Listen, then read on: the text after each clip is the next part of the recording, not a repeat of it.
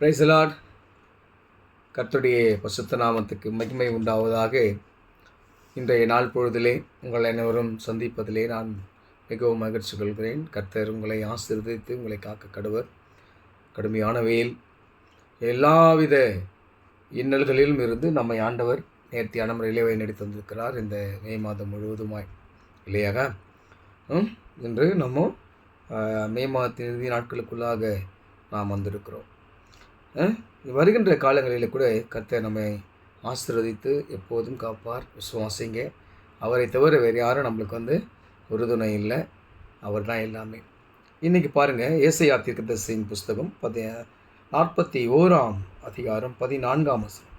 யாக்கோப்பு என்னும் சிறு பூச்சியே, இஸ்ரவேலின் சிறு கூட்டமே, பயப்படாதே, நான் உனக்கு துணை நிற்கிறேன் என்று கர்த்தரும் இஸ்ரவேலின் பரிசுத்தராகிய உன் மீட்பர் உரைக்கிறார். கருமையானவர்களே, நாம் ஒரு சிறு மந்தையாக இருக்கலாம். நாம் ஒரு நிலையிலே ஒரு சாராலே நாம் ஒதுக்கப்பட்டவர்களாக கூட இருக்கலாம். ஆனால் ஆண்டவர் அழகாக சொல்கிறார், யாக்கோப்பு என்னும் சிறு பூச்சியை, அதாவது நம்மளை தான் பார்த்து சொல்கிறார். நம்ம ஒரு சிறு பூச்சியாக இருந்தாலும் நீங்கள் என்ன பண்ணாதீங்க, பயப்படாதீங்க. ஏன்னு சொன்னால், கர்த்தர் உங்களுக்கு துணை நிற்கிறார். கர்த்தர் இஸ்ரவேலின் பரிசுத்தருமாகிய அவர் உரைக்கிறார், சிறு கூட்டமே பயப்படாதே, நான் உனக்கு துணை நிற்கிறேன். இப்படி ஒரு ஆணித்தரமான ஒரு வார்த்தையை ஆண்டவராகிய இயேசு கிறிஸ்துவை தவிர வேறு யாராலும் கொடுக்க முடியாது.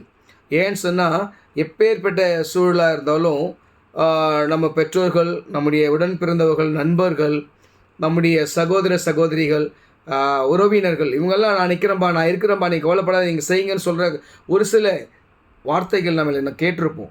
ஆனாலும் அது சிறு சிறு காரியங்கள்லேயே நம்மளுக்கு உறுதுணையாக இருப்பாங்க. இல்லை இன்னும் ஒரு சில விஷயங்கள் பார்த்தீங்கன்னா, நம்மளால் அவங்களுக்கு ஏதாவது ஆகணும்னா, நான் நிற்பேன், அவனுக்கு நீ கவலைப்படாதடா, நான் உனக்கு எப்போவுமே பக்கபலமாக இருப்பேன்னு சொல்லுவாங்க.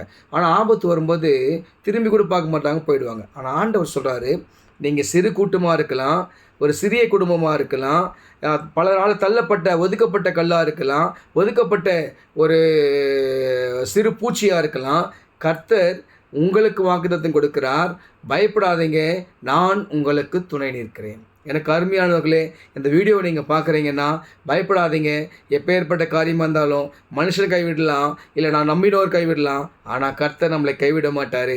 கர்த்தர் உங்களுக்கு துணையாக இருக்கிறார். விசுவாசிங்க, கர்த்தர் பெரிய காரியங்களை செய்வார். ஆமென்.